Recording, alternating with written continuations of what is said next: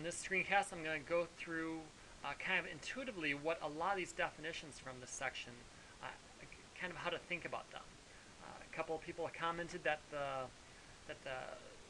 wording of these definitions were maybe a little too variable heavy, and also the notation is just kind of weird. So let's run through these. The first and the most important one to understand is the idea of a neighborhood. In fact, we should really call this maybe an epsilon neighborhood. And really all this is, if I have v sub epsilon of x, all that is this is just equal to x minus epsilon, x plus epsilon, open parentheses. So if it's just, it looks like that, well, you just do x plus epsilon, x minus epsilon. You just go epsilon to the left and epsilon to the right as far as this course goes. But since you're here, in 2 dimensions, we can actually form it too. Right? If this is the point x in the plane, well, epsilon right? You just want to go epsilon around all the way around. So you just get a circle of radius epsilon. So that's what it'd be in 2 dimensions. We won't be doing that much in this class. That's the basic idea. And the nice thing is, you've been using epsilon neighborhoods a lot, because in proving that a sequence converges, you often have a statement that looks like this. Well, what this means is that the difference between x and a naught is less than epsilon. That means exactly that this a naught has to be within epsilon of x, which means it has to fall in this red interval here.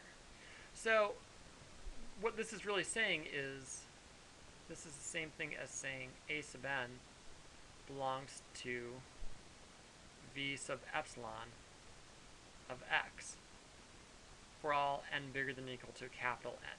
You've been doing this all along, right? When you've been showing that this thing is true for all n bigger than or equal to n, you've actually been showing that the a sub n belongs to an epsilon neighborhood for all n bigger than or equal to n, where epsilon is fixed. Okay, epsilon neighborhoods, they're just a particular type of open set. So it might seem a little weird that I wait to define open set until later, but this is very much an open interval that you've seen in calculus, you've been looking at for a whole long time. So an open set is basically, in 1 dimension, if you look at an open interval, which is called an open interval because it is open, but here's why it's open. Pick any point in here. I'm going to pick this point right here. What if you can find a little bit of space here to draw an open interval around it, another open interval? If you can do that for every single possible red dot in here, then that means that's an open set. So you don't want that red dot? Let's make it really close. Let's choose a purple dot. Move a purple dot right there. I'm trying to make it really close. Well, what I can do is I can put another little green epsilon neighborhood, just barely get it through there. There it is, and there it is. If you can always do that for any point in the set, then you have an open set. Again, in 2 dimensions, what that looks like is this is going to be an open set. Why? Here's a red dot. I'll put it right in the middle. That one's pretty easy. I can put an epsilon neighborhood, which now looks like a little circle, just around there. You don't like that one? You can make a bigger one, you can make a smaller one, but you just need to be able to make one of them. Similarly, if you want to do a second one, let's make it right there. Let's make it pretty hard. Well, again, I can draw a little tiny circle around it. That's completely within the region.